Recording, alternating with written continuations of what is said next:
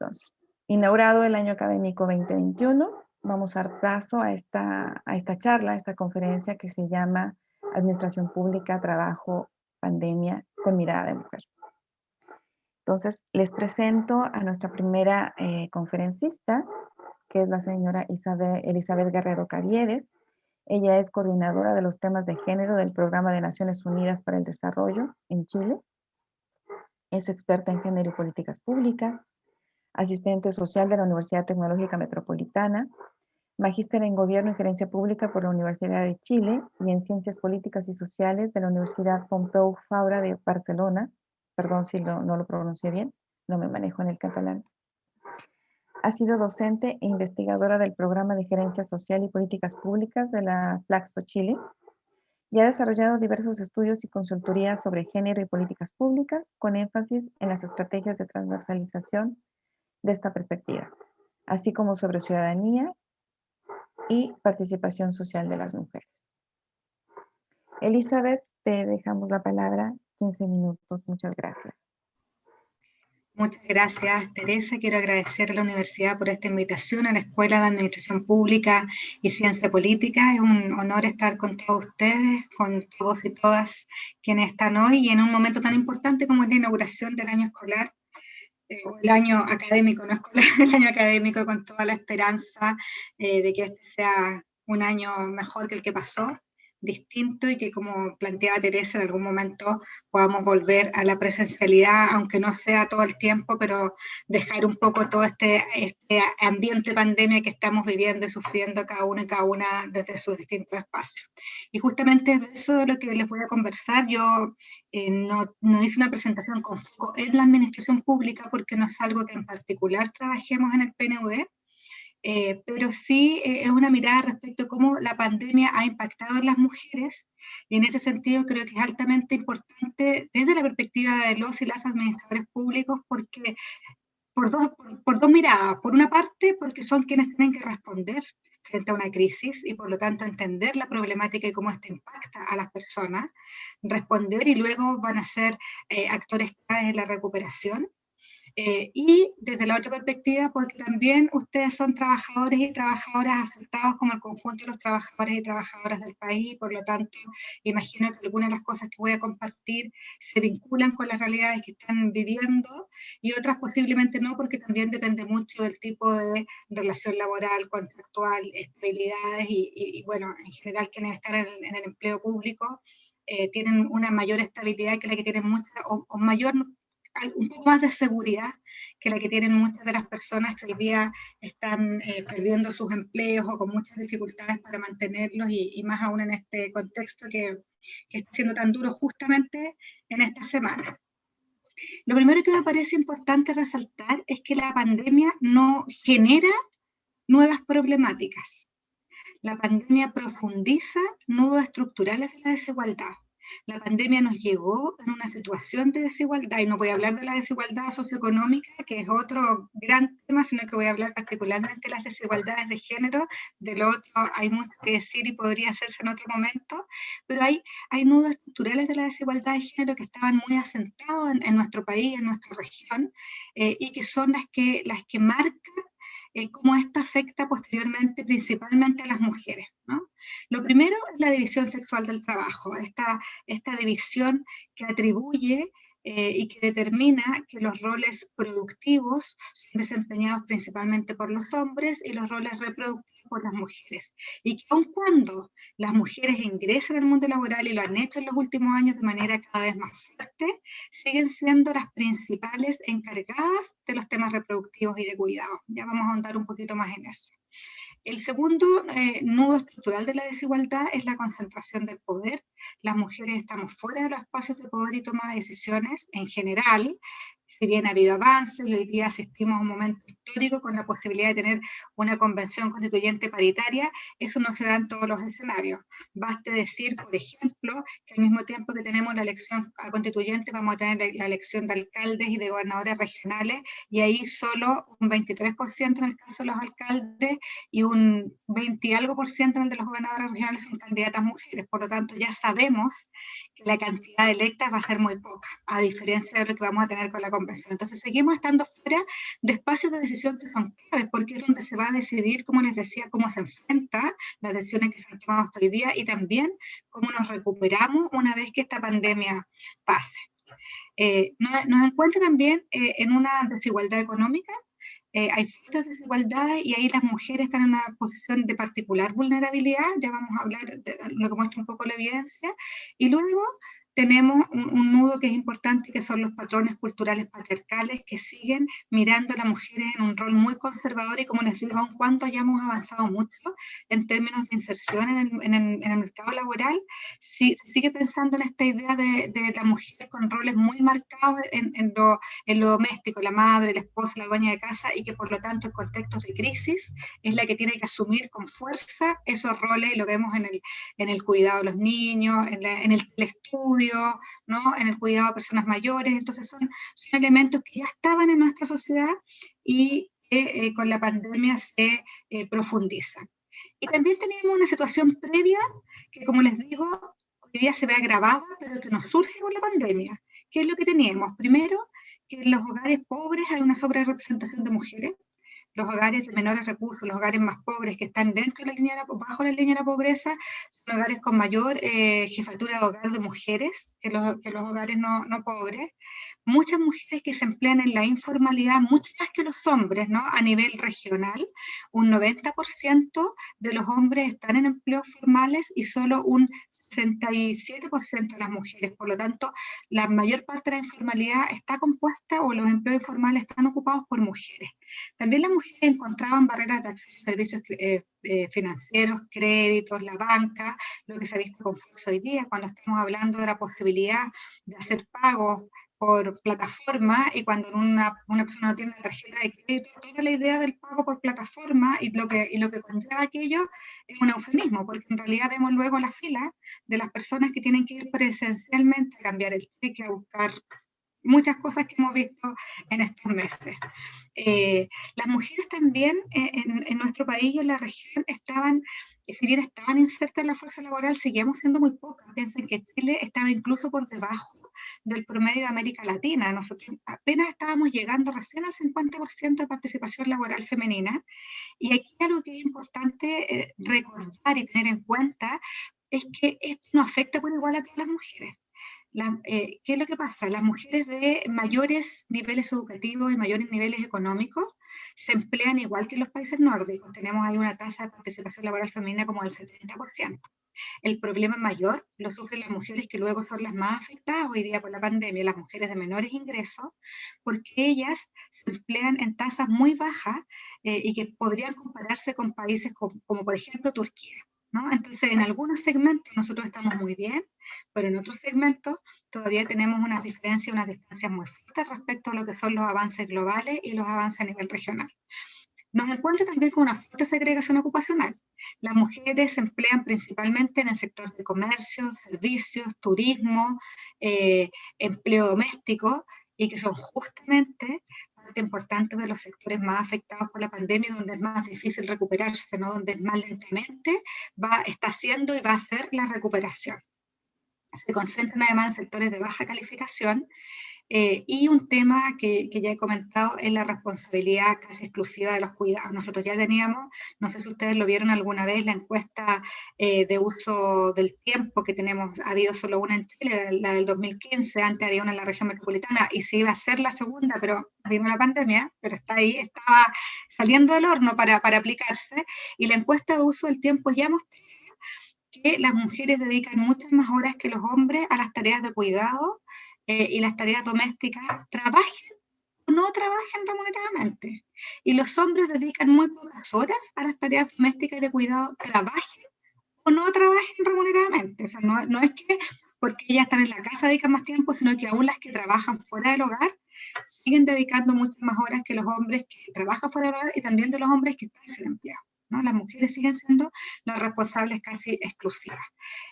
Bueno, ya les decía, menos participación en la toma de decisiones, y un tema que es clave y que vamos a ver un poquito más adelante, que es la violencia doméstica, que también ha sido una de las cosas que ha develado con fuerza esta pandemia. En términos de impacto ¿qué es lo que hemos visto en América Latina? De acuerdo a lo que plantea la CEPAL, la participación laboral femenina cayó como aproximadamente en 6 puntos porcentuales y se estima que hemos retrocedido 10 años de avance en términos de participación laboral femenina. Y ese retroceso y esa salida al mundo laboral, en el caso de Chile, también es muy fuerte. Nosotros como programa de las Naciones Unidas para el Desarrollo hicimos una encuesta, que ya llevamos 2 encuestas con el Instituto Nacional de Estadística y con el Ministerio de Desarrollo Social. Y lo que nos muestra esa encuesta es que si bien la pandemia ha afectado a todo el mundo, a que no hay quien no haya sido afectado de alguna manera, ha afectado particularmente a las mujeres, porque hombres y mujeres han perdido empleos, pero los hombres están volviendo a emplearse y buscando empleo y las mujeres no, o en mucha menor medida. Y eso tiene una explicación muy vinculada al otro tema que les planteaba, que son las tareas de cuidado, no solo de niños, también de personas mayores en un país como el nuestro que envejece, cuando se cortan los servicios de cuidado, cuando sabemos y hoy día vemos con claridad que la escuela estaba actuando como un espacio de cuidado infantil, cuando eso ya no está, las que entonces se repliegan al hogar para ejercer esas tareas son las mujeres más que los hombres. Se estima que en la región 13 millones de mujeres han perdido su trabajo y 23 millones de mujeres han caído en la pobreza.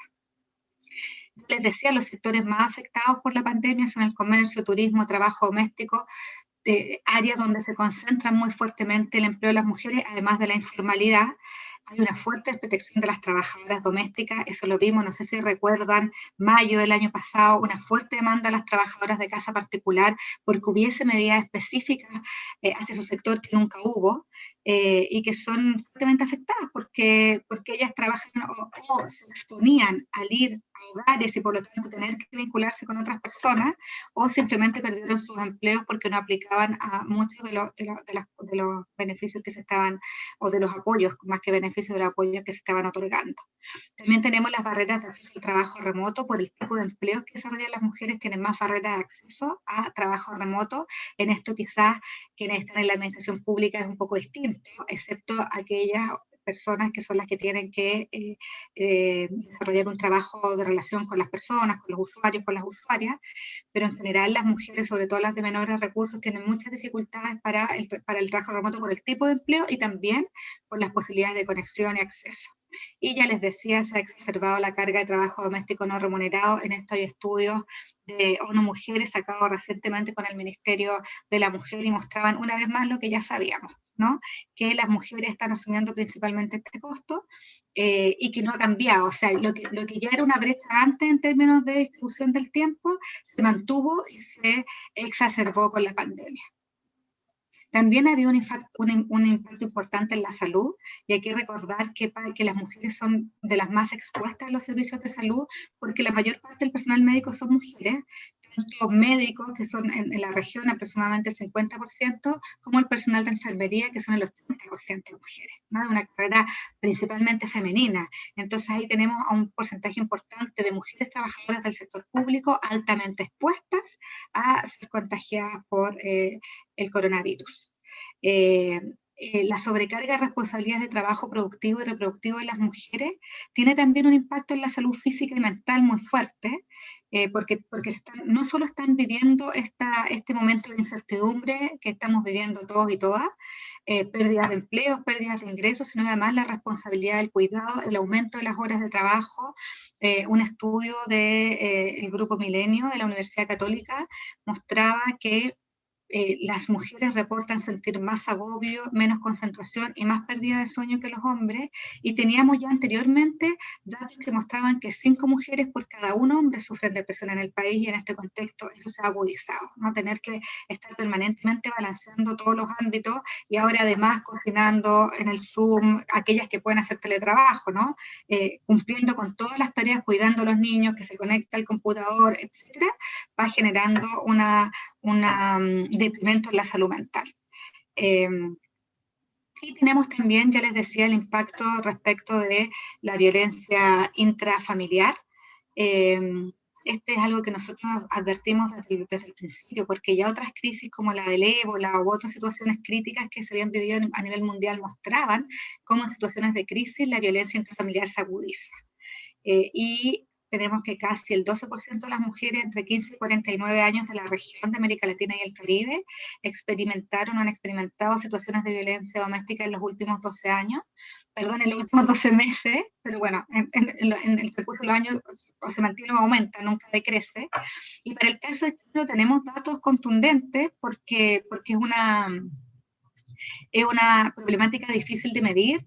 Apareció el año pasado la última encuesta en BIS del Ministerio del Interior, que es la encuesta que da cuenta de la prevalencia de violencia intrafamiliar, pero esa encuesta había sido hecha justo antes de la pandemia, así como entre diciembre y marzo del año 2020, por lo tanto no nos arroja información que permita medir qué pasó durante la pandemia. Lo que tenemos como proxy es el aumento de los llamados al fono 1455, que ha salido harto en la prensa, lo habrán visto, el Ministerio de la Mujer lo ha reportado varias veces, y al mismo tiempo la disminución de las denuncias, que también era algo esperable, que en un contexto en el que hay restricción de movilidad, en que la mujer está permanentemente con el agresor, en que las redes que pudiese tener la familia, las amigas, ya no están accesibles porque no puedes salir, no te puedes juntar, no puedes acudir a ellas, iban a disminuir las denuncias porque iba a ser mucho más difícil salir a denunciar, y porque algo que se sabe también es que la mujer, cuando denuncia, se encuentra en la situación de mayor riesgo, ¿no? Ese es uno de los momentos de mayor riesgo para las mujeres cuando denuncian el agresor se entera que esta denuncia fue realizada. Entonces ahí tenemos también un problema relevante que, como les digo, no es que surge con la pandemia, pero se devela con fuerza, la fuerza de la violencia contra las mujeres y además las dificultades del sistema de dar una respuesta efectiva, ¿no? Porque una cosa es que uno pueda llamar a un teléfono y recibir orientación, pero otra cosa es que se active algún tipo de red o mecanismo que le permita sentirse segura en esa situación. Y ese era un déficit que teníamos antes y que en este contexto se agudiza y acrecienta. Y por ello, para no extenderme mucho más del tiempo, que ya creo que estoy en los 15, solo comentar que entonces en términos de cómo avanzamos en esta línea, pensando ya en su rol, no como trabajadores y trabajadoras, sino que en su rol como administradores públicos, administradoras públicas que están ejerciendo, hay varias cosas que hay que ir considerando de aquí en adelante. Lo primero es que pensar la respuesta a la crisis, al COVID-19, que incluye un enfoque de género y buscar y hacer análisis que incorporen la perspectiva de género y también las perspectivas interseccionales para poder identificar cómo esta pandemia, si bien ha afectado a toda la población, lo ha hecho con más fuerza en algunos grupos de la población. Incluir a las mujeres en los mecanismos de toma de decisiones, tanto a nivel gubernamental como a la sociedad civil, para poder incorporar otras perspectivas y otras miradas respecto de cómo salimos de esto. Garantizar sistemas de protección y cuidado de niños, eso lo decía, ha sido como uno de los grandes temas, un momento del año pasado también fue el gran tema, ¿no? Todo lo que significaba estas tareas de cuidado que sabíamos, las mujeres que tienen hijos siempre lo han sabido, pero que no estaba tan claro para el resto de la sociedad la carga que significaba, y con esto ha sido una demostración muy fuerte. Fortalecer los mecanismos del contacto seguro para las víctimas de violencia y asegurar la continuidad de los servicios y el acceso a la justicia. También pensar las políticas de empleo, protección social y las políticas de género de apoyo a las pequeñas y microempresas con un enfoque de género. Recuerden ustedes que el mayor empleador de mujeres en Chile no son las grandes empresas, sino que son las pequeñas y microempresas, una vez más, las más afectadas por la pandemia. Por lo tanto, ahí hay que pensar también cómo viene ese apoyo con un enfoque de igualdad de género. Y un tema que es clave y que no es solo vinculado a la pandemia, sino lo que viene hacia adelante, que es reconocer y abordar el trabajo, los cuidados, tanto remunerados como no remunerados, incluyendo las actividades del hogar, con una perspectiva más amplia que considere la conciliación y la corresponsabilidad, que esto no puede seguir siendo responsabilidad solo de las mujeres y recaer principalmente en ellas, porque lo que ha mostrado esta pandemia es que eso no es sostenible en el tiempo. Así que lo dejo hasta ahí porque no me quiero pasar mucho más y muchas gracias. A ti, Elizabeth, muchísimas gracias por tu presentación. Ahora vamos con doña Julia Rojas. Julia Rojas es dirigente regional y nacional del gremio ANFUMA de la ANER. Desde hace 11 años coordina el programa regional del Sistema de Certificación Ambiental de Municipios, asistente social y profesional de la Seremi del Medio Ambiente, el Biobío, hace 20 años. También trabajó 6 años como jefa de SECPLAN del municipio de Lota. Julia, te escuchamos. También 15 Hola, minutos, por buenas favor. tardes a todos, a todas. Gracias por la invitación. Saludo a Elizabeth, excelente su posición. A María Isabel, a Carolina, Luis Alberto y por supuesto Teresa. la directora de la carrera de Administración Pública. A mí se me convocó un poco para que yo contara un poco la experiencia, en realidad, y la verdad es que la exposición de Elizabeth es bastante completa. Yo no voy a meterme en esos temas porque ella ya entregó el marco general. Les quiero contar un poco la experiencia de trabajo que yo he tenido, que a esta altura de la vida a mí me parece muy interesante, por lo menos a mí me gusta. Durante la dictadura trabajé en derechos humanos y también trabajé en una ONG que, que era el Comité de Servicio Chileno Cuáquero, y desarrollábamos toda la línea de educación popular.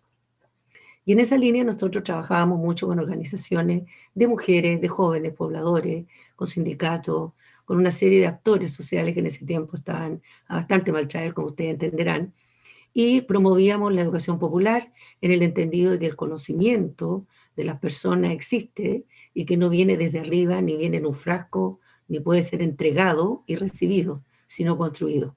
Eso era lo que nosotros nos motivaba en esa época. Luego, cuando volvió la democracia, me incorporé al municipio de Lota como la jefa de SECPLAN, que en ese tiempo era un tiempo bastante complicado, porque el año 97 se cerró ENACAR. Recuerden ustedes cuando, a lo mejor algunos recuerdan, otros no, son más jóvenes, pero el año 97 se terminó todo lo que era la extracción del carbón en la ciudad de Lota. En esa época, nosotros ya habíamos, yo al menos como jefe de SECPLAN, y a cargo de todo lo que eran los instrumentos de planificación de los municipios, me tocó hacerme cargo del PLADECO, plan regulador, y de todo el presupuesto municipal, etcétera, como funciones de SECPLAN. Y alcanzamos a hacer un plan de desarrollo comunal muy interesante, porque fue un plan de desarrollo participativo, pero muy visionario. En ese sentido, lo puedo llamar visionario porque incorporamos líneas de trabajo de desarrollo para la comuna que ya no consideraba el tema de la extracción del carbón, sino que empezó a considerar temas como el desarrollo de servicios en la comuna, el tema del turismo histórico-cultural y todo lo que tenía que ver con la educación de los jóvenes y el apoyo a la microempresa. Como resultado de este PLADECO, se produjo una muy fuerte inversión pública en la comuna y logramos de alguna manera generar o concretar temas que a nosotros nos parecían muy importantes. De hecho, hasta el día de hoy existe el Centro de Formación Técnica en Lota, que atiende a jóvenes de forma gratuita, de Lota y de Arauco. También se instaló en esa oportunidad el Centro Cultural Balmaceda 1215, que veía todo el tema turístico, todo el tema artístico cultural de los jóvenes de Lota, y también se hizo una remodelación de la comuna en términos de rescatar el patrimonio minero, la remodelación de los pabellones, la remodelación de todo el circuito histórico-cultural. Les cuento esto porque fue una política pública exitosa. En ese sentido, me parece a mí que es muy importante recalcarlo porque el trabajo que se realiza desde los municipios es un trabajo muy importante. Si bien los municipios fueron, yo todavía me siento municipal en alguna medida, los receptores de las políticas públicas y tenemos que implementar todas las políticas públicas que nos llegan desde los ministerios, es muy importante que los municipios tengan la autonomía, los recursos y las atribuciones para generar una política de desarrollo local que sea respetada, atendida y considerada desde el nivel central. Después de eso me incorporé a la CONAMA, la ley 19.300 crea la CONAMA, la primera institución ambiental que tiene Chile, y desde ahí hasta hoy día, después se crea el Ministerio de Medio Ambiente y formo parte hoy día del equipo profesional de la Seremi del Medio Ambiente de la región del Biobío. Siempre trabajando en el área de educación ambiental y participación ciudadana. Me hice cargo de los programas del Fondo de Protección Ambiental, que es un fondo concursable para organizaciones sociales, la certificación de escuelas y también hacer todos los procesos de participación ciudadana con los sectores donde se instalaban los proyectos de inversión.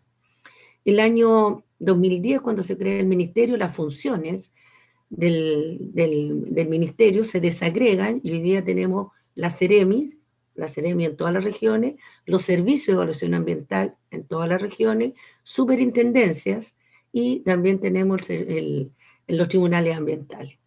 Esa fue la ley 2045 que se aprobó el año 2010. Bueno, en todo este recorrido yo quería hacer énfasis en varios temas que tienen que ver con la carrera que ustedes están estudiando, Administración Pública. Yo entiendo de que el Estado de Chile es un Estado subsidiario. Ustedes saben que un Estado subsidiario no es producto de un consenso social, es un Estado impuesto por la fuerza, que sucedió en dictadura y en la Constitución del 80 está establecido. ¿Qué significa eso? Que el Estado hace lo que los privados no hacen. Tiene un rol supletorio y de alguna manera está absolutamente inhibido de hacer inversiones públicas o de invertir en la sociedad chilena. Eso es una gran contradicción que tenemos hoy día y ha quedado de manifiesto en la pandemia. Si bien el Estado asume algunas funciones, sí, la mayoría de las funciones que tienen que ver con derechos fundamentales también las tienen los privados. La salud, la educación, la previsión social. Hoy día el que tiene dinero puede acceder a una salud de calidad, puede acceder también a una educación de calidad, etc. Eso no voy a insistir en eso, yo creo que se entiende. Pero yo les quiero recordar de que el Estado tuvo una función preponderante. En el año 40 se creó la Corfo, y la Corfo fue la que generó la mayor industrialización en nuestro país. De hecho, desde la Corfo se crearon las industrias tales, bueno, como el ENAP, en un sistema de telecomunicaciones, sistema en agricultura, o sea, el Estado invirtiendo para mejorar las condiciones del desarrollo. Esa intervención que hizo el Estado existe hasta hoy día. Y existe hasta hoy día porque no han podido desmantelarla en general. O sea, todavía tenemos empresas privadas, pero esas empresas privadas, el rol del Estado es bastante menor, mínimo diría yo. Cuando hablo del Estado, le estoy tratando de decir a ustedes que van a ser administradores públicos, de que la administración pública tiene que ver directamente con el rol del Estado. Y es muy importante que el Estado tenga un rol democrático, que tenga un rol, de alguna manera, un rol solidario y que garantice los derechos de las personas. No es posible que por tener dinero, recursos, algunos tengan mejor educación o mejor acceso a la salud. Eso nosotros lo hemos visto durante la pandemia. Como decía Elizabeth, las desigualdades existían. La pandemia develó las desigualdades, las puso de manifiesto. Y quiero llegar al momento en que mi trabajo de dirigente, que fue durante 12 años, a nivel regional y nacional, me hizo establecer muchas relaciones con mis colegas y también a nivel nacional con todo mi gremio. Mi gremio tiene alrededor de 500 más o menos funcionarios, no es un gremio muy grande, al lado de otros, como por ejemplo el Ministerio de Obras Públicas, el Ministerio de Salud, el Ministerio de Educación, pero también la mayoría somos mujeres. Y pertenecemos a la NEF. La NEF reúne alrededor de 269 asociaciones y alrededor del 60% somos mujeres. Hoy día la función pública, que se ve bastante deteriorada porque hay una intencionalidad de hacer ver al funcionario público como un funcionario flojo, quedado, que no tiene iniciativa, ha quedado demostrado en el tema de la salud al menos, de que el funcionario público tiene vocación y cuando tiene vocación de servicio lo hace ver y es fundamental en la sociedad. De hecho, como decía Elizabeth, la mayor cantidad de fuerza de trabajo que hoy día tenemos en las mujeres está en el área de servicios, está en salud, está en educación. La mayoría de los profesores son mujeres, son profesoras. La mayoría de la gente que trabaja en salud, profesional y no profesional, son mujeres. Efectivamente, a las mujeres se nos enseña de pequeña por esta cosa del rol, por el tema del género, que tenemos que acceder a carreras que sean de servicio. Yo estudié servicio social en la Universidad de Concepción, Elizabeth, asistente social, otras enfermeras, otras profesoras, pero tenemos muy pocas mujeres que trabajan en el área de la ingeniería, aunque eso ha ido cambiando este último tiempo, pero porque de alguna manera venimos moldeadas desde la familia, desde los roles, para asumir trabajos que tienen que ver con el servicio y con el cuidado. Eso, que ha sido muy difícil modificarlo, aun cuando han habido cambios, va a seguir persistiendo en nuestra sociedad. Si es que los jóvenes no cambian esto, yo creo que los jóvenes tienen mucho que decir y yo creo que los jóvenes son los que van a llevar adelante esto. Quiero hacer un link también con el tema ambiental. En el tema ambiental también las que son más afectadas en las comunas donde hay impactos ambientales generados por empresas contaminantes son las mujeres. Son las mujeres las que hoy día sufren la escasez hídrica. Ustedes saben que hay una gran cantidad de comunas que hoy día no tienen agua. En mi región, donde tenemos muchas forestales, muchas plantaciones, pino, eucalipto, que son las que secan las napas subterráneas, han hecho que las personas ya no puedan ni siquiera abrir pozos para buscar agua, porque no hay agua. Por lo tanto, los municipios tienen que llevar agua a esa comunidad en camiones aljibes. Y son las mujeres las que van a buscar el agua. Son las mujeres las que tienen que buscar la manera de hacer sobrevivir a su familia. Las mujeres sufren los mayores impactos del cambio climático. El cambio climático no es una entelequia, no es un abstracto, es algo que ya estamos viviendo. Las zonas de calor, el tema de los deslizamientos de tierra, la pérdida de suelo productivo. Las mujeres son las que cultivan, las mujeres son las que tienen en sus huertos hierbas medicinales, son las mujeres las que trabajan todos los días cotidianamente preparando alimentos, sobre todo en las zonas rurales. Entonces, el impacto ambiental que tenemos las mujeres hoy día también es una experiencia que hay que incorporar a la política pública. Yo creo absolutamente de que la política pública tiene que incorporar la variable de género en todas sus dimensiones.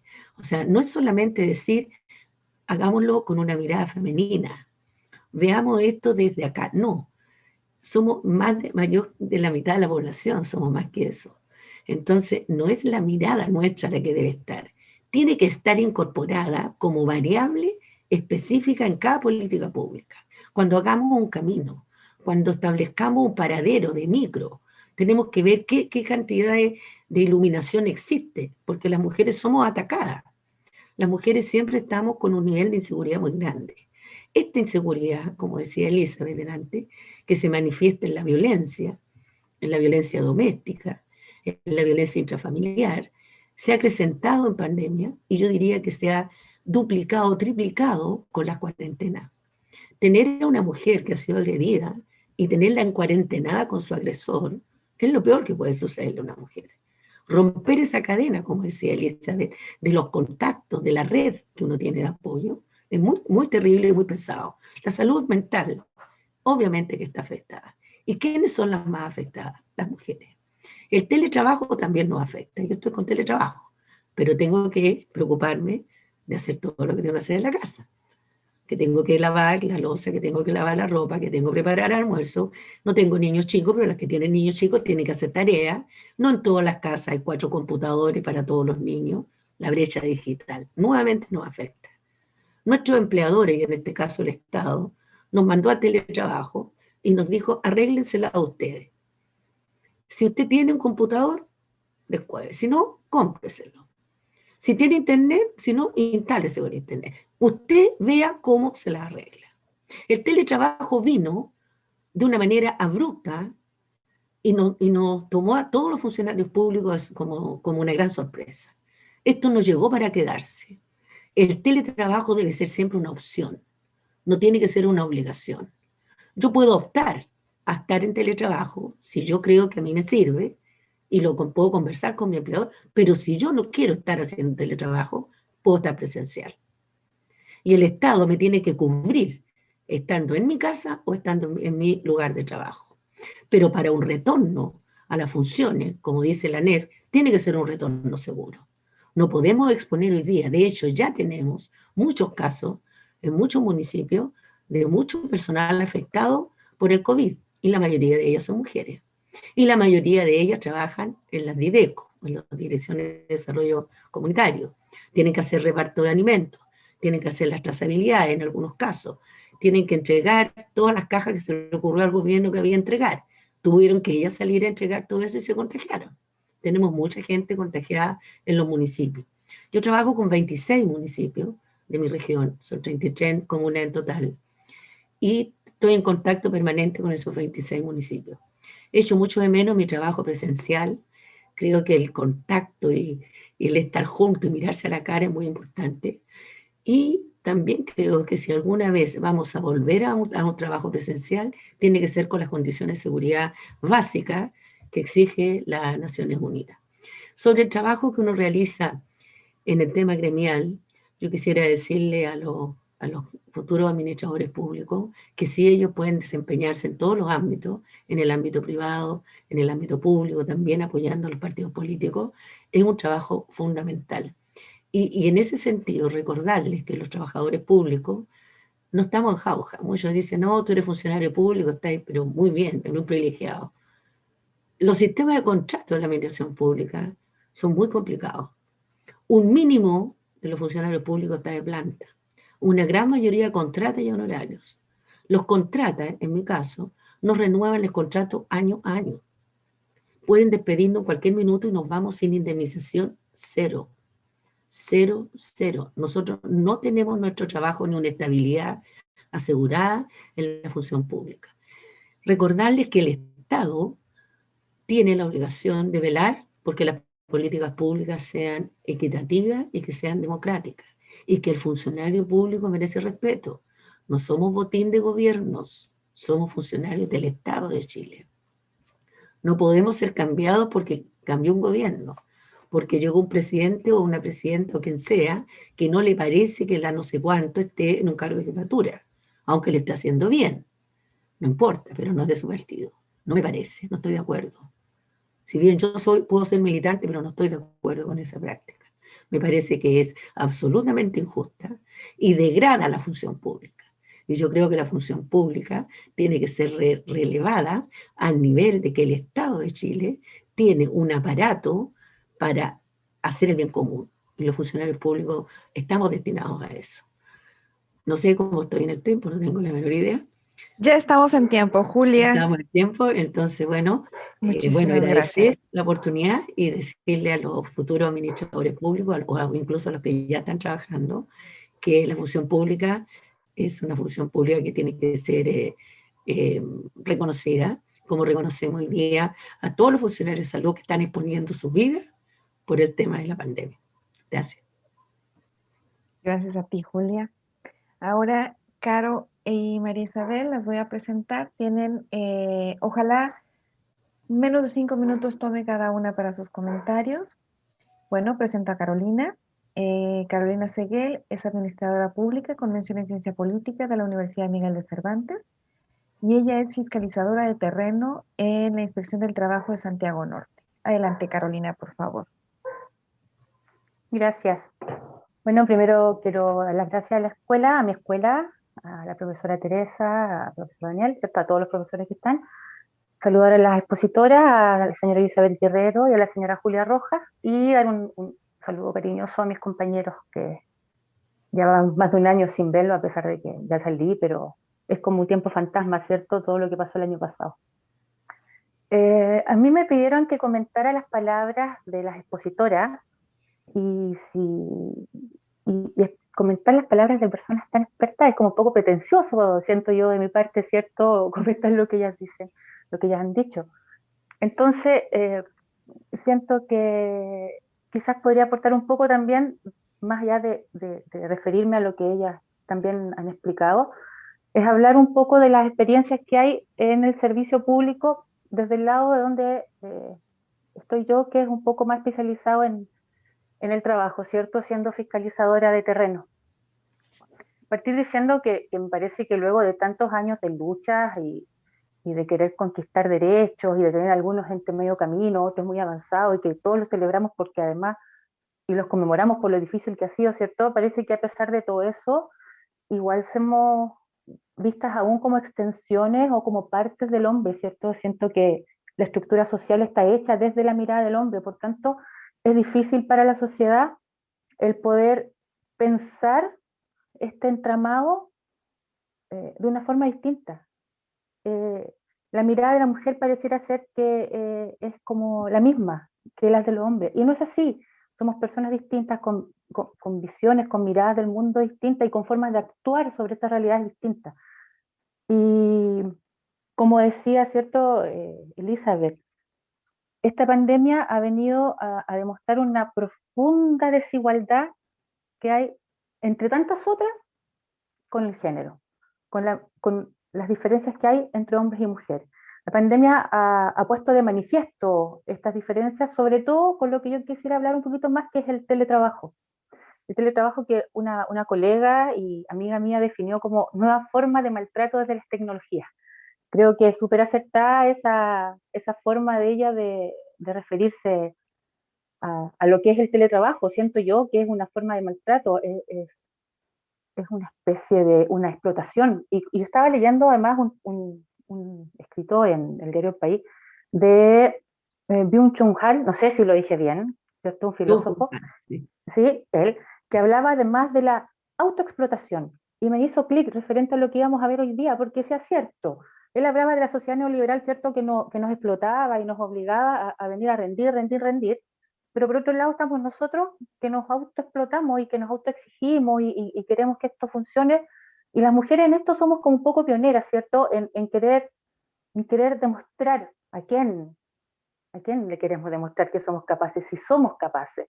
Somos tan capaces como cualquiera cuando nos proponemos, cuando nos metemos, cuando hacemos algo. Pero hemos venido, ¿cierto?, como autoflagelándonos, además de toda la flagelación de la que sufrimos, sobre todo de parte de los empleadores, sobre todo en la pandemia, que ha sido bastante demoníaco en algunos momentos. Yo lo veo desde la fiscalización laboral y hay algunas condiciones que yo creo que ustedes no se las imaginan. Son condiciones bastante lamentables, por decirlo de alguna forma, ¿cierto? Eh, esta forma de trabajo, este teletrabajo, además viene siento yo, a crear un conflicto entre el estereotipo de género que hay y entre la congruencia de roles que existe. Y es un tema que a mí me gusta mucho, que lo trabajamos en nuestra tesis, además. Y lo veo yo porque por esta misma autoexigencia, ¿cierto? Y por esta visión de la sociedad de que las mujeres somos, como lo decían nuestras dos panelistas, las encargadas de cuidar la casa. Nuestro rol no se entiende si no es desde que nosotros cuidamos al adulto mayor, desde que los niños son nuestro resultado, por lo tanto tenemos que nosotros preocuparnos de ellos porque nosotros los parimos, usted se las arregla, ¿cierto? Entonces, todo esto está de una forma en que el teletrabajo lo ha puesto como en realce, porque eh, pucha, ya voy a hablar en primera persona. Yo tengo 3 hijas en edad escolar, ¿cierto? Y nos sentamos en el comedor. Chuta, ojalá que el cable alcance para que estemos las 4 conectadas. Yo trabajo, ellas estudian, pero tienes que pararte a mirar que la niña contestó la prueba, que la otra tiene los materiales, que no sé, y acordarse que también ella come, entonces hay que pararse entre medio, hay que hacer el almuerzo. Y es una tarea sin fin. Entonces viene tu empleador y te dice, bueno, usted, y esto es textual, yo lo escuché, nosotros te hacemos el favor de tenerte trabajando en tu casa, entonces tú tienes que rendir de forma agradecida con esto. ¿Qué significa de forma agradecida? Esfuérzate un poquito más y total te desde la casa. ¿Por qué? ¿Por qué tengo que esforzarme más y por qué estoy desde la casa? A mí no me están haciendo un favor, ¿cierto? Y yo no estoy haciendo un favor cumpliendo mi trabajo. Es una labor contractual, yo trabajo, usted me provee las condiciones necesarias para que yo cumpla el trabajo, ¿cierto? Y luego me paga. Pero ni siquiera eso es algo que en este momento nosotros podemos tener garantizado. Si en la administración pública la mayoría de quienes teletrabajan no tienen las condiciones, las herramientas básicas para poder realizar sus funciones, ¿qué queda para el mundo privado? ¿Cierto? Si la administración pública no es capaz de implementar esto, ¿cómo yo voy a ir a fiscalizar? No puedo fiscalizar.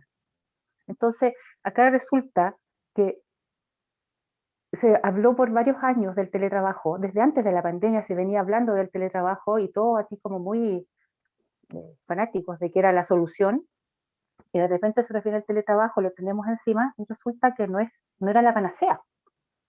Entonces, es una ley que es difusa de implementar, es difusa de fiscalizar, ¿cierto? Y sobre todo cuando se es mujer. Porque, como decían nuestras panelistas, y creo que pensé que ya estoy en el tiempo, no sé. Sí, claro.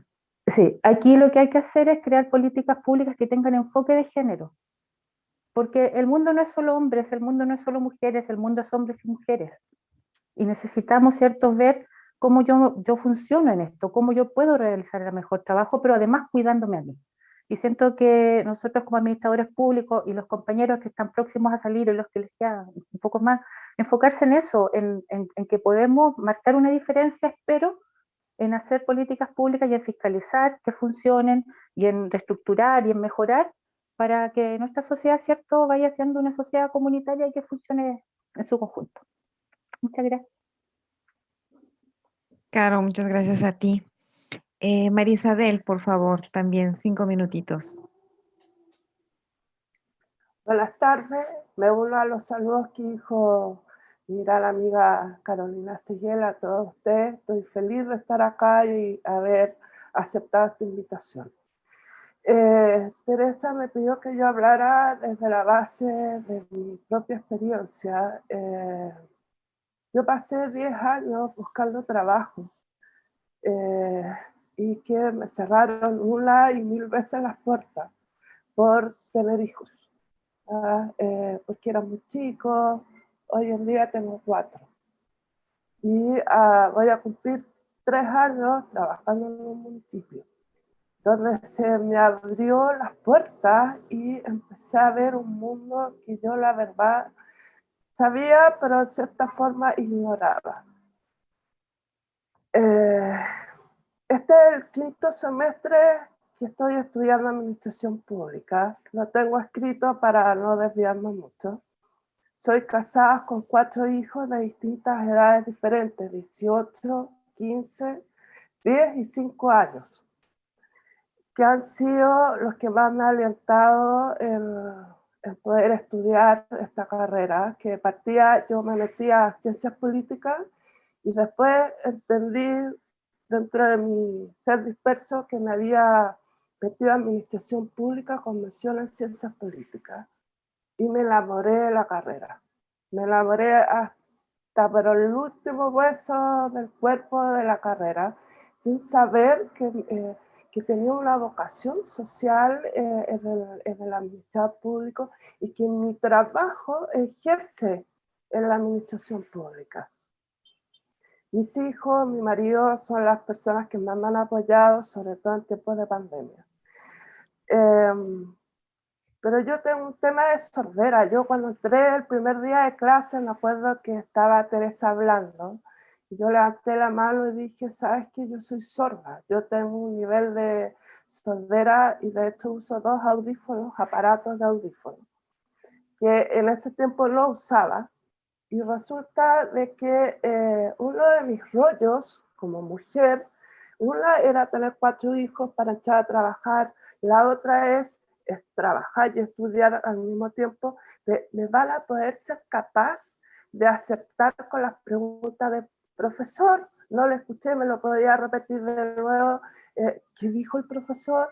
Porque igual hay un complemento de compañerismo para poder apoyarte cuando tienes una deficiencia como es la sordera. Nunca ha sido un tema para mí, tengo 42 años y lo he resuelto bastante bien, pero cuando la gente no me conoce, ves un problema. Y debo decir que en esta comunidad cervantina y destacando enormemente a mis compañeros, a Teresa, al coordinador Daniel, que también es profesor mío, me he sentido tremendamente apoyada. De hecho, cuando recibí los audífonos, recibí abrazos de parte de Carolina, de mis propios compañeros, de algunos compañeros también de Carolina. Han sido un apoyo fundamental. Yo agradezco enormemente el curso que yo tengo. El tercer año de estudio, mi curso, se ha destacado por la unión. Y esa unión para mí significa enorme, un regalo, un privilegio enorme, porque fui muchas veces a buscar algún objetivo de trabajo y se me cerraron las puertas en las narices. Yo he vivido ese maltrato de desigual que hay con la mujer. Tengo apoyo de mi marido, tengo apoyo de mis hijos, pero he recibido cachetadas en la parte de ir a buscar trabajo, en algunos estudios, porque de partida dejé de estudiar porque se reían de mí por la sordera. Y acá no, acá he sentido un apoyo tremendo.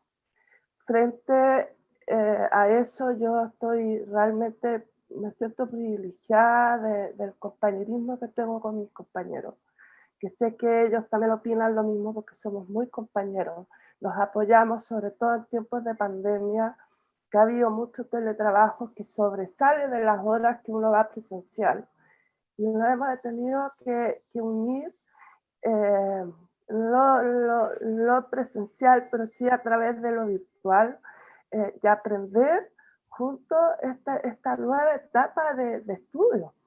Y resulta que ha sido tremendo porque han habido compañeros que han sufrido de COVID, han habido compañeros que han estado de luto y hemos estado a la par nosotros como compañeros apoyándonos. Frente a lo que comentaban las panelistas, yo tengo muchas dudas todavía, porque el tercer año recién comenzando, sobre cómo se va a generar estas políticas públicas en términos de la administración pública para la mujer. También no quiero dejar de lado a mis compañeros que son maravillosos, pero el mes de la mujer, el abuso, la agresión que recibe la mujer constantemente es tremenda. Yo lo vivo día a día en mi trabajo, lo vivo en la calle, lo vivo en términos de pandemia, como la gente, las mujeres en sí, han tenido que salir de sus casas para, como decía Julia, de buscar el agua, pero acá buscar cómo poder alimentar a su familia.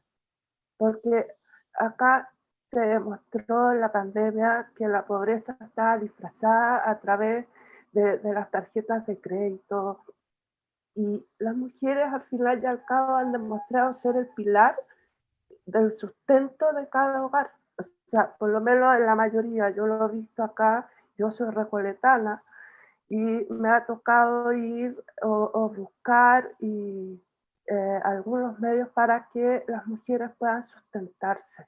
Entonces, realmente quedo con la duda de qué se aprende de esta pandemia. Sabemos que hay una agresión, sabemos que hay una enorme diferencia de género. Entonces, frente a lo que se nos está mostrando, tenemos que sacar lo bueno. Cómo poder trabajar en las políticas públicas para que el día de mañana la mujer también tenga el mismo derecho que el hombre, porque como bien dice Carolina, no es que acá somos más o menos que ellos. Este mundo se compone de hombres y mujeres. Y la idea, no sé, yo a lo mejor me puedo equivocar, pero es trabajar en equipo, hombre a hombre, que no haya esa desigualdad ni de sueldo, ni de términos de ISAPRE, FONASA, en todo sentido, en el compañerismo, el que si tengo una jefa tenga el mismo valor que mi otro jefe, ¿verdad? Que tenga el mismo peso. Gracias. Muchas gracias a ti, María Isabel. Elizabeth se tiene que retirar, así que le voy a leer a ella rapidísimamente una pregunta, si la puede responder ahora, si no, después se la respondemos a Marcelo. Marcelo te pregunta si la aplicación de políticas públicas en temas de género, dado que el machismo es algo histórico en Chile, si consideras que ha carecido de medidas efectivas en cuanto a temas culturales. Gracias, sí. No quería retirarme sin escuchar a Carolina y María Isabel, que les agradezco mucho. Creo que dejan muy interesantes preguntas en lo que decía María Isabel, cómo vienen las políticas para adelante, que o sea, hay muchas cosas. Creo que tenemos muchos desafíos y que hay hartos temas en los que hay que empezar a mirar las cosas de manera diferente. Y vi que estaba la pregunta de Marcelo, entonces dije, no me puedo ir sin responder, me acuerdo feo que uno se vaya antes, pero les avisé que yo a las 8 tenía otra reunión, pero ya avisé que llego 5 minutos tarde. Bueno, otra reunión aquí, ustedes saben, uno pone el otro link y así seguimos eternamente. Gracias. Sobre la pregunta de Marcelo, yo concuerdo totalmente. Yo creo que hemos tenido, ha habido avances en muchos temas, pero que no hemos logrado tocar ese nudo más estructural que quizá iba como por el lado en el que yo les mencioné 4, el lado de los patrones culturales, el machismo. Yo creo que ese es un nudo en el que hemos avanzado más lento, aun cuando ha habido avances en el país. Nosotros tenemos encuestas en el PNUD, de hecho, el año pasado, es que me acuerdo bien porque ya el tiempo, viste que uno se le corre, pero según recuerdo, así como a inicios, justo antes de marzo, yo creo que como en enero, lanzamos una serie de datos que esto lo pueden encontrar en la página web del PNUD, pnud.cl, PNUD, P de pato, N de niño, U de U y D de dedo.cl.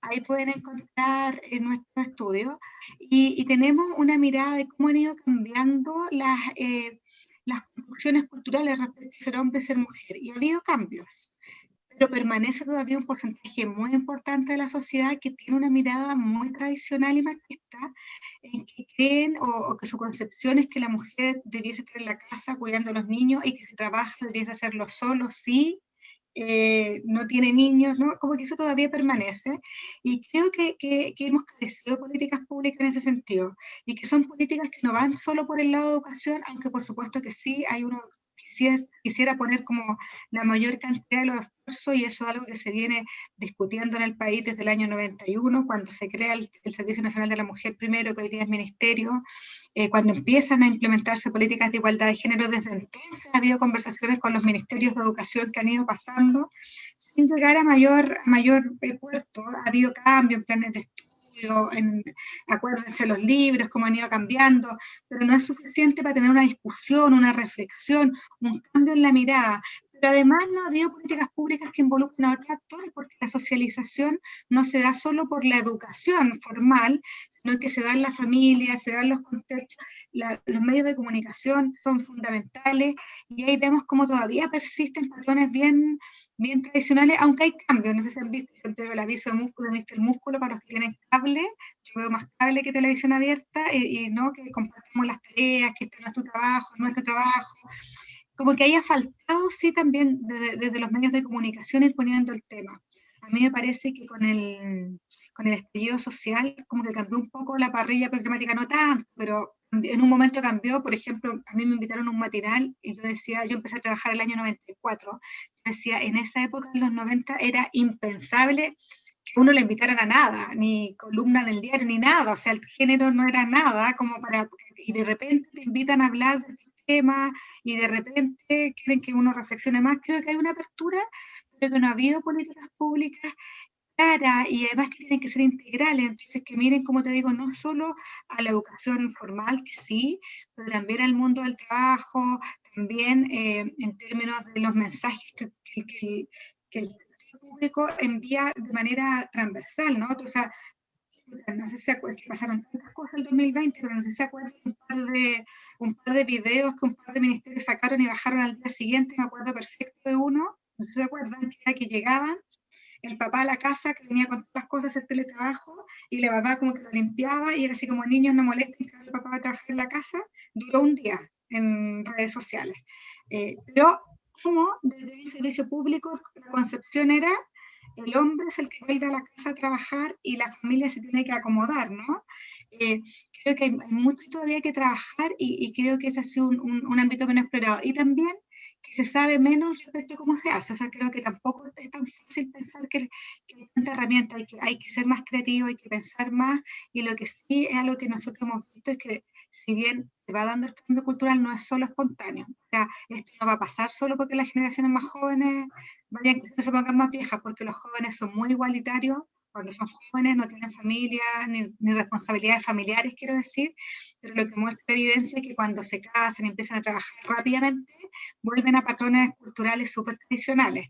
Entonces no es solo así que va a venir el cambio cultural, y como plantea Marcelo, tiene que haber una política decidida en esa línea, y eso ha habido muy poco. Yo creo que el tipo de políticas que siempre se van dejando de lado, más aún en crisis, o sea, en estos contextos como más difíciles, se van dejando de lado. Ahora confiemos que los cambios y los movimientos sociales que van poniendo temas con fuerza y han movido un poquito las barreras, vayan también moviendo en esta línea, como lo ha hecho el movimiento feminista, las marchas del 25 de noviembre, la marcha del año pasado, el 8 de marzo. Creo que esos fueron hitos súper claros respecto a cómo se van moviendo un poquito las barreras. Yo les agradezco, disculpen que me tenga que ir antes que terminen los cuadros tan feos, pero les agradezco muchísimo, y a Carolina y a María Isabel por sus comentarios. Julio, un gusto conocerte, Teresa, y a todos los que todavía permanecen.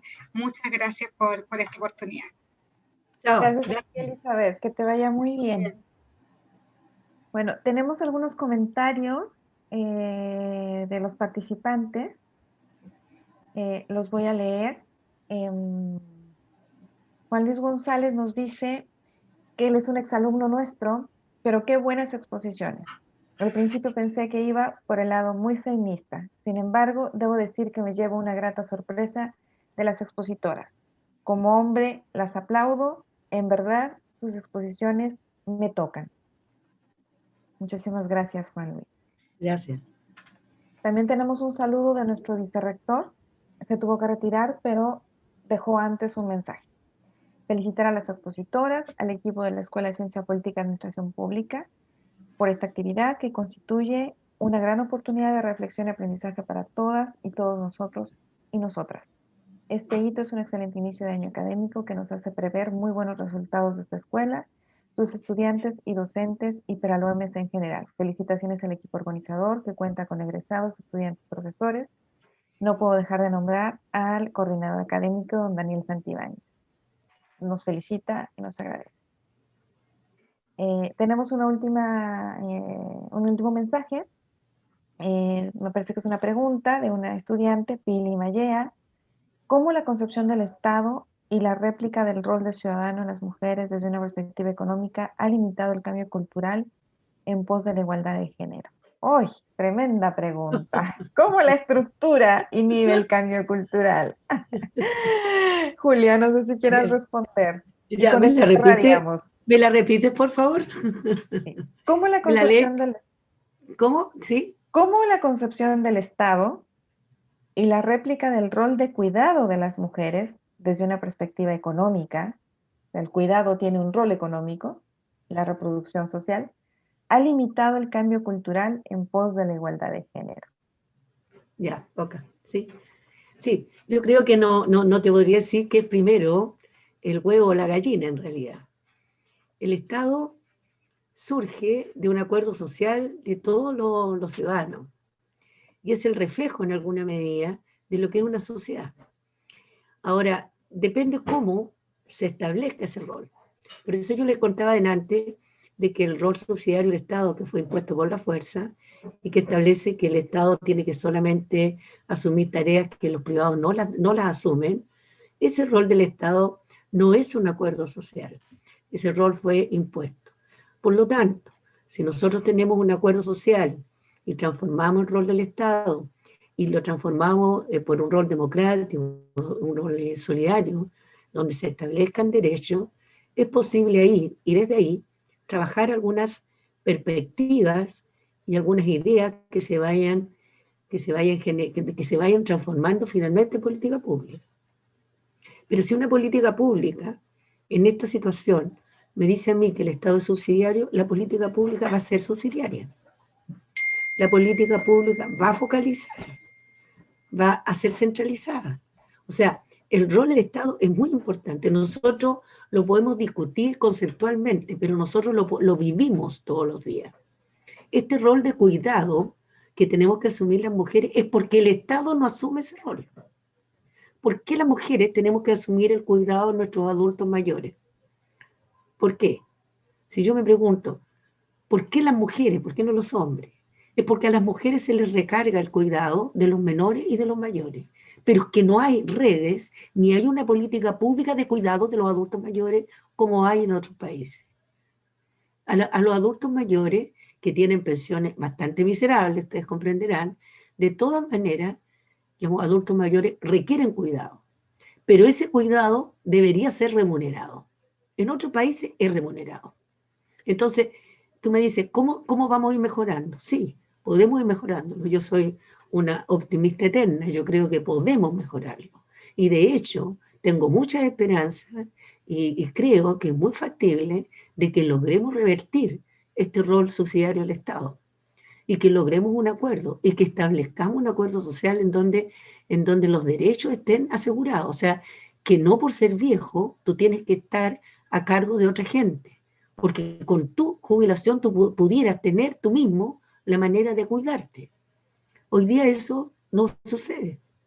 Ustedes no sé si vieron hace pocos días el estreno de la película La Gente Topo. no sé si lo vieron, pero ahí tenemos una situación, ¿cierto? En los CELIAM, en las casas estas de estadía, de larga estadía para adultos mayores, que esa casa donde estaba la gente de Topo, yo diría que es una maravilla, porque yo he conocido otras que son terribles, terribles, donde hay mucho maltrato a los adultos mayores, a los viejos, a las viejas. No me gusta decirle abuelos ni abuelas, porque no es el rol reproductivo el que debe definir a una persona. Así como en la calle alguien me dice mamita, soy mamita tuya, ¿cierto? Yo no me defino porque soy madre, ni me defino porque soy abuela. Yo soy una mujer mayor, o puedo ser una mujer joven, pero soy una mujer. Entonces eso de los abuelitos y abuelitos no me gusta para nada. Entonces, cuando están estos adultos mayores en condiciones de pobreza, evidentemente que el trato es peor, y hay maltrato, y mucho maltrato. Nosotros hemos visto en la televisión muchas denuncias de ese tipo. Entonces, el tema del cuidado, decía la pregunta, yo creo que la política pública puede asumir eso. De hecho, en muchos países, sobre todo los países donde todavía hay estado de bienestar, donde hay políticas públicas que están consagrando derechos fundamentales como la salud, la educación, y donde no hay tantas desigualdades, porque yo les recuerdo que Chile es uno de los países más desiguales del mundo, más desiguales. O sea, los países nórdicos no tienen tanta desigualdad. O sea, no hay esa pobreza extrema, ni hay esa riqueza extrema, ni ese lujo extremo que nosotros vemos todos los días en programas de televisión, ¿ya? O sea, en nuestro país, la desigualdad es terriblemente abrumadora. Lo que decía delante la pregunta de Marcelo, que le hizo a Elizabeth, en el sentido de cómo vamos a ir incorporando esto, y lo que también decía otro mensaje que se leyó, que yo creo que esto no es las mujeres contra los hombres. Yo no estoy de acuerdo con eso. Yo creo que el feminismo no es poner a las mujeres por sobre los hombres. El feminismo es una manera de liberar a las mujeres de las desigualdades que hemos tenido históricas. Pero eso también significa liberar a los hombres, porque los hombres también sufren en el rol que está asignado por la sociedad. La sociedad le dice a los hombres, usted es el proveedor y tiene que traer el pan para la casa. Usted tiene que ser fuerte y usted no tiene que llorar, no tiene que expresar emociones. Usted tiene que ser fuerte en todas las circunstancias. Y también limita algo que es muy importante en el ser humano, que es la expresión de la emocionalidad. Y los hombres están limitados y también están en un rol que los encasilla y también los daña. Entonces, esto del feminismo es para liberar a ambos. Yo creo que esto no se construye con las mujeres solas, se construye con ambos. Pero esos ambos tienen que entender que la mujer estamos en desigualdad de condiciones, de económica, de salud, de todas las desigualdades que tenemos hoy en día, en el tema laboral también. Entonces, no es un tema del feminismo, no. Cuando se escuchan las discusiones, oye, las mujeres atacan a los hombres, las mujeres no quieren nada con los hombres, no, no es eso. O es una muy mala interpretación, no estoy de acuerdo con eso. Yo creo que el feminismo pretende cambiar la sociedad en donde las diferencias que tenemos naturales, hombres y mujeres, no nos condicionen. Que esas diferencias, que son biológicas, naturales, como les digo, no sean la razón para que las mujeres estemos sometidas y subordinadas. Eso. Julia, muchísimas gracias. Además cerraste con una idea que mi coordinador, que lo tengo que mencionar porque si no los estudiantes y sus colegas profesores me van a cortar la cabeza, su gran rol, Daniel Santibáñez, entre los dos siempre tratamos de penetrar con algunas ideas el espíritu de la escuela y tú dijiste, eso no se construye solo con las mujeres. Nosotros en la escuela siempre decimos que este proyecto lo hacemos entre todos. Así que yo me quedo con esa que calza muy bien con lo que nosotros hacemos. Agradecemos tu presentación, María Isabel, Carolina, les agradezco su voto de confianza, porque el haber aceptado la invitación a nosotros como profesores nos dice que ustedes confían en lo que nosotros le transmitimos, confían en lo que la escuela y la universidad se esfuerzan en entregarles y dicen, me la juego porque a mí mi escuela me prepara bien y aquí estoy. Así que gracias por su voto de confianza. Muchas gracias a todos los que llegaron, a los que hicieron sus comentarios, a los que ya se retiraron. Julia, muchas gracias por haberte quedado Muchas hasta gracias acá. a Ojalá que ustedes. la hayas pasado tan bien como No, nosotros con excelente. ustedes. Muchas gracias. Saludos Carolina, también María Isabel, a Luis Alberto Aguirre y especialmente Teresa, un millón de gracias. Y bueno, y Gracias. Elisa, ¿sí? Bueno, Gracias. buenas noches, que Buenas descansen. noches.